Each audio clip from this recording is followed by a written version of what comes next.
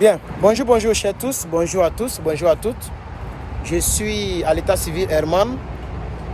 Aujourd'hui, vu que le temps me manque pour un direct, je fais une vidéo préenregistrée, voilà, pour parler un peu de l'histoire avec Kakabe. Voilà, si c'est la première fois que vous découvrez cette chaîne, abonnez-vous, je donne des décryptages. Je fais des analyses et je donne mon point de vue sur les situations politiques en Côte d'Ivoire et peut-être et aussi en Afrique. Vous avez vu avant de commencer cette vidéo que je faisais une mine de quelqu'un qui faisait comme ça et en ralenti. Effectivement, c'est un peu ça la tristesse. Comme le disait Chris Yapi, ils ont violé la constitution et maintenant ils ont commencé à violer les gens. Vous voyez, nous entendons un audio où Kakabe lui-même parle ou bien où la dame raconte un peu son calvaire avec ce monsieur. Et en ce qui me concerne, c'est ce que le gouvernement a dit parce que l'affaire est montée, comme le disait la fille, en haut. Et le gouvernement a donné instruction à ce que l'affaire soit résolue rapidement. C'est-à-dire que l'affaire soit terre. Pour ne pas que... Mais je pense que ce n'est pas ça. Quelqu'un qui dit qu'il a fait un combat parce que y avait de l'injustice dans le pays. Parce que il y avait des personnes au pouvoir qui étaient dictateurs, qui ne respectaient pas la loi et qui l'empêchaient d'être candidat parce qu'il venait du Nord, etc. Donc, c'est les personnes qui ne respectent pas la loi. La loi, c'est la loi. Quand quelqu'un est punissable, la personne est punissable, même si la personne vient de ton gouvernement, mais de ton clan. Vous comprenez? Mais quand il s'agit d'eux, il n'y a pas Asso Adou qui va sortir pour pouvoir faire un communiqué, pour pouvoir poursuivre. Mais quand tu n'es plus avec eux, alors là, on peut te lancer toutes les bombes. On peut te lancer toutes les flèches. Je pense que ce n'est pas sérieux et ce n'est pas logique et ce n'est pas bien. Vous comprenez? C'est dans cette optique-là que je fais la vidéo. Pas pour défendre Kakabe ou pour défendre la fille en question. Parce que les deux même ont déjà tort. En ce qui me concerne, les deux ont tort. Voilà, les deux ont tort parce que je pense que quand on ne peut pas attendre des mois pour venir se plaindre d'un quelconque viol. On ne peut pas attendre les mois pour venir se plaindre d'un quelconque viol. Donc si tu dis que tu as été violé, c'est que exactement, tu devais directement sortir pour te plaindre. Voilà, moi ça c'est la fille. Maintenant, ce qui concerne Kakabe, je pense que pour réconcilier les individus, on ne doit pas les violer. Voilà, même si elle est camerounaise, qu'elle est venue s'abriter, elle est venue vivre dans le pays, ok? Mais donc je pense que les deux même n'ont pas raison. Mais ce que je veux dire, c'est que vous voyez comment ce gouvernement-là travaille. Quand tu es avec eux, alors là, il n'y a pas de problème. Là, on peut te couvrir. Là, la loi, le procureur ne peut pas te poursuivre. Le procureur ne peut pas faire, une sortie, ok? Voilà. Mais quand ça concerne quelqu'un d'autre, là, on peut te poursuivre, là, on peut faire des sorties. Moi, je pense que ce n'est pas normal. Voilà, c'est ce que je pense de la situation. Je pense que ce n'est pas normal. C'est pourquoi j'aimerais tout simplement faire cette vidéo pour donner mon point de vue. Il faudrait que Kakabe soit poursuivi. Qu'il paye pour son crime. Parce que je pense que si quelque chose, Mbala, lui qui a fait l'émission, s'il a été poursuivi, il est parti en prison, il est passé devant des juges, Kakabe aussi doit être entendu et poursuivi. C'est ce que moi je crois. Ça, c'est mon point de vue. Voilà. Donc la loi, c'est la loi. On ne doit pas protéger des violeurs. Ok? Si cette affaire n'est pas arrivée loin, qu'elle n'a pas eu de suite, c'est que ce n'est pas sérieux de leur part. Parce que c'est la fille qui a dit, qu'ils ont dit non, que même le directeur général de la police a même raté dans la négociation. Toi, la police, tu es là pour faire respecter la loi et c'est toi qui négocies pour des crimes, pour que des crimes soient tués. On a vu un monsieur qu'on dit, c'est un cyberactiviste qui s'appelle en global. Comment tu peux porter un nom d'humiliation?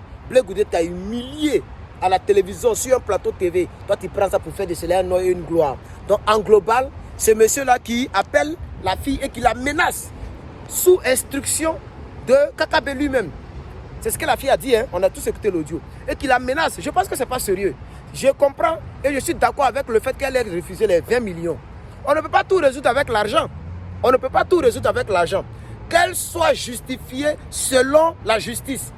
Voilà. C'est-à-dire on condamne KKB et puis maintenant on donne maintenant l'argent comme intérêt et dommage. On ne fait pas telle histoire pour simplement acheter les gens avec l'argent. Je ne suis pas d'accord. Voilà. Il doit payer pour ce qu'il a fait. Que dit la loi concernant les violeurs en Côte d'Ivoire? Pour ne pas que les gens prennent son exemple. Voilà. C'est ça aussi. Donc moi je fais ce direct de ce côté-là. On ne doit pas couvrir les criminels. Mais personnellement dans mon cœur, la fille là même là, pourquoi depuis là elle s'est tue? C'est parce qu'ils ont proposé 20 millions, c'est pourquoi elle a refusé. Si ça avait dit 200 millions, elle n'allait pas refuser. Et elle-même, elle a dit, c'est parce qu'en global, elle est venue la menacer. C'est pourquoi elle veut partir elle veut créer, elle a cassé les papos. Sinon, elle était prête pour parler, pour se taire. Ok? Donc, moi, personnellement, c'est un peu ça, c'est ce que je voulais dire.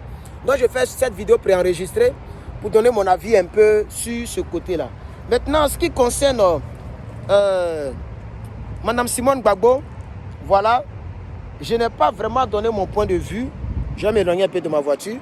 Je n'ai pas vraiment donné mon point de vue sur cette histoire lorsqu'elle a dit que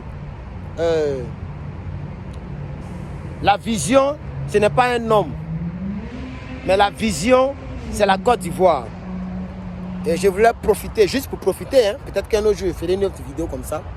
Je vais me recueillir un peu. J'aime beaucoup le soleil, tellement il fait froid ce temps-ci. Voilà. Donc j'aimerais me prononcer un peu concernant ce qu'elle a dit. Comme le disait un frère qui est quelque part en France, que souvent je suis, j'écoute un peu, je peux écouter 10 minutes de cette vidéo et puis après je vais à mes occupations. Le frère là disait que il va arriver un moment où on doit maintenant répliquer parce qu'on s'est trop tué. Voilà. Moi ce que je veux dire, si Madame Gbagbo, si elle ne se calme pas, elle va le regretter. Parce que même ceux qui sont avec elle là, il y a d'autres qui vont comprendre plus tard et qui vont quitter derrière elle. Voilà. Et puis comme le disait Yves Hippo, il y a des gens qui disent que non, comment il s'appelle, Boga Gervais, à qui je n'accorde même pas d'ailleurs d'importance parce que ce n'est pas un politicien. Voilà, c'est un mendiant, c'est quelqu'un qui veut avoir un nom. Et comme Gbagbo Laurent est leur pimpin, est quelqu'un, est celui de qui tout le monde peut parler pour avoir nom, alors lui aussi, il lève la voix et puis il parle juste pour avoir nom. Voilà. Il disait que non, je suis dessus de Gbagbo. Comment tu es dessus de Gbagbo? Comment tu es dessus de Gbagbo? Et il dit aussi non, on n'a qu'à se passer de Gbagbo. On ne peut pas se passer de Gbagbo. Et il faut que Madame Gbagbo le sache. Gbagbo Laurent est quelqu'un dont on ne peut pas se passer. Parce que nous connaissons son histoire. Nous savons comment il a souffert. Ah oui, il a payé un prix. Gbagbo Laurent a souffert pour les Ivoiriens. Même si aujourd'hui, les gens prennent à faire des couples pour diviser son parti. Même si aujourd'hui, Afi N'Guessa qui a pleuré pour une nomination de Premier ministre. Gbagbo, c'est ton ami. Toi, en te nommant Premier ministre, tu pleures. Gbagbo n'a jamais pleuré pour une nomination. C'est nous les Ivoiriens, on l'a fait de lui, président de la République de Côte d'Ivoire. C'est les Ivoiriens qui ont voté pour eux, pour lui. Quand Gueye voulait brigander le pouvoir, lui-même il a dit, le pouvoir se trouve dans la rue. Si vous m'avez vraiment voté, envahissez les rues. Vous n'avez pas vu ce qui s'est passé? Et que les Ivoiriens ont eu peur des militaires. Gueye Robert, il était le doyen des militaires. C'était un général de l'armée. Si vous pouvez dire, c'était pas un enfant. Mais les gens sont sortis pour aller déposer Gbagbo Laurent à la présidence. Voilà, donc on connaît son parcours. Gbagbo Laurent n'a pas été connu en Côte d'Ivoire parce qu'il a pris les armes comme Soro Guillaume. Gbagbo Laurent n'a pas été connu en Côte d'Ivoire parce qu'il a supporté un homme politique. Lui-même, il s'est fait homme politique. C'est sous lui que d'autres se sont fait connaître, comme les Charles Blé Goudé. Même Boga Sako, lui-même là, c'est le nom de Gbagbo Laurent, il a pris pour sortir avec les filles. Ici en Belgique et en France, partout. C'est le nom de Gbagbo Laurent qui a fait qu'il y a certaines filles que tu ne pouvais même pas draguer, tu ne pouvais même pas toucher. Elles sont venues se coucher en bas de toi parce que tu parlais pour Gbagbo Laurent sur des événements News TV, les TV en ligne là. C'est Gbagbo Laurent, c'est à cause de Gbagbo Laurent on connaît ton nom. Qui te connaissait? Qui te connaissait? Des gens ont pris le nom de Gbagbo Laurent pour se faire un nom. Voilà, Johnny Pacheco, il a villa au quartier millionnaire à Yopougon. Johnny Pacheco a villa là-bas. Parce qu'il a utilisé le nom de Gbagbo Laurent pour se faire un nom. Et ce nom maintenant qu'il a eu là, ça fait de lui maintenant un membre du RHDP. L'un des cyberactivistes les mieux payés au RHDP. Quelqu'un à qui on compte les milliers d'euros pour donner. C'est le nom de Gbagbo. Lui-même, il est au témoin, il est au courant. Il est obligé d'insulter, comme le disait quelqu'un. Pour avoir l'argent avec le RHDP, il faut insulter Gbagbo Laurent. Tu incites Ari Kona Bédou, on ne te calcule pas. Tu incites Mel Ed Theodore, lui-même, il y a longtemps, mais les gens l'ont oublié. Tu incites Mamadou Koulibaly, lui, il est devenu silencieux. Gbagbo Laurent, pour avoir, même moi-même, si je décide, tout de suite, il y a un champ de veste. Et puis, il y a un site Koudou Laurent Gbagbo. J'incite tout le monde. Le nom de Gbagbo Laurent et tout ce qui l'entoure. Il y a un qui va me contacter, il a dit, frère, il faut venir. Il faut venir, même si c'est 1000 $ par mois, on peut te donner ça. C'est un exemple que je donne. Je n'ai pas dit que c'est ça qui va se passer, mais c'est un exemple. Je donne. Voilà. Donc, c'est ça. Il suffit de parler un peu pour eux, on te donne l'argent. Mais la seule personne dont il faut inciter pour avoir l'argent avec le RHDP, c'est Gbagbo Laurent. Voilà. Pour que tu sois suivi, il faut inciter Gbagbo Laurent pour que tout le RHDP vienne te suivre. Pour que les ados moutons viennent te suivre. Donc c'est Gbagbo qui vous a donné non. Donc je reviens sur Dame Simone Evie Gbagbo pour dire, maman, tu veux faire ta politique, ce n'est pas le bon moment, je l'ai toujours dit. Mais ce n'est pas aussi à cause de ça. Ce n'est pas parce que ce n'est pas le bon moment qu'on doit t'obliger à rester avec Gbagbo Laurent. Puisque lui-même, il n'est pas dictateur.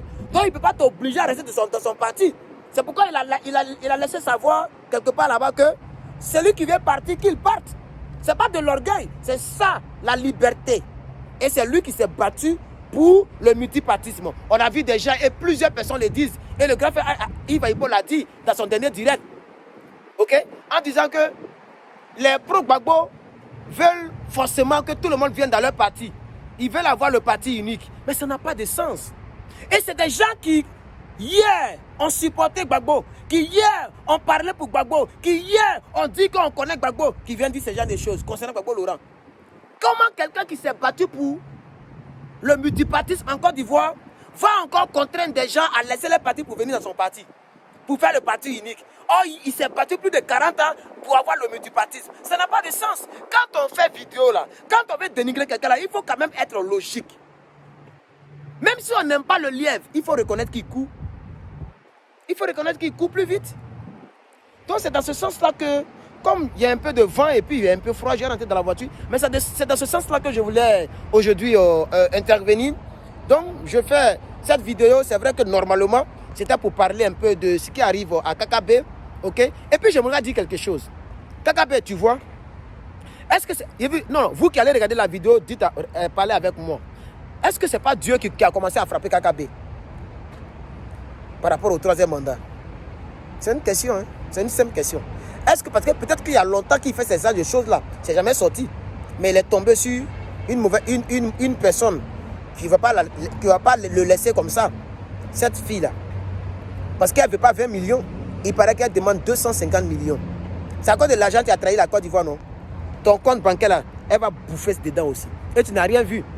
Quand on te condamne, quand on ne te condamne pas, tu vas donner l'argent. Toi-même, tu connais votre propre justice, là. Quand eux condamnent, la langue qui est derrière. Même une lesbienne a fait des lesbiennes. Ils ont pris, ils ont chargé. Ils ont dit qu'elle a qu'à payer là. C'est après qu'ils ont diminué la somme. Et puis on dit que c'était 1 million, mais quoi là. Ça, c'était beaucoup d'argent. Juste quelqu'un qui dit elle a payé. Et puis il n'y a pas de preuve. À Abidjan, quand on te juge, on dit de donner l'argent. Tous ceux qu'ils ont jugé, il y a toujours l'argent. Voilà, sur le Guillaume, des milliards qu'il doit verser. On dit il a 20 ans derrière lui. Etc. etc. Donc toi là, si vraiment Draman Ouattara, parce que vous avez Draman Ouattara, hein, il veut aussi prendre les points par rapport à quelqu'un qui a un bon cœur. Il veut prendre les points.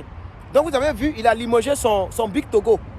Big Togo qui a arraché les tabourets au Soro Guillaume. Big Togo qui a tapé la table, qui a insulté les Ivoiriens, qui a même insulté Gbagbo Laurent quand Gbagbo Laurent est rentré. Vous n'avez pas vu son discours qu'il a fait sur Gbagbo Laurent? Et après, il paraît qu'il s'est excusé. Ce Big Togo là aujourd'hui, il n'est plus le directeur exécutif du RHDP. Il n'est plus rien au RHDP. Peut-être même ils vont lui arracher le tabouret là même. Il paraît qu'ils ont déjà bras. Vous voyez? Donc, Dieu frappe. Je pense que c'est Dieu qui attend de frapper Kakabe. On doit quand même avoir la crainte de Dieu. Sérieusement, hein, tout le monde aime l'argent, mais ayons un peu la crainte de Dieu. Cher mien, la vidéo est un peu plus longue. Si c'était direct, j'allais bien développer certains sujets. Mais comme c'est préenregistrement et je filme avec un téléphone de vraiment HD haut débit, haute définition, et la vidéo, chaque 2 minutes, ça prend au moins 1 giga de mémoire. Et pour mettre en ligne, ça va durer en ligne. Que Dieu vous bénisse. C'était Herman Parle Politique. Si vous n'êtes pas encore abonné, abonnez-vous. Mon référent politique, c'est le président Laurent Gbagbo. C'est donc dans cette optique-là que j'ai décidé de donner ma voix pour la politique en Côte d'Ivoire. Voilà. Donc abonnez-vous. Je suis Herman, je vis en Californie, aux États-Unis, et je suis très content d'avoir développé ces points-ci. Voilà. Dites-moi en commentaire ce que vous en pensez, et je pense qu'on se prendra en direct peut-être demain ou dans quelques jours. Herman Parle Politique, je vous remercie.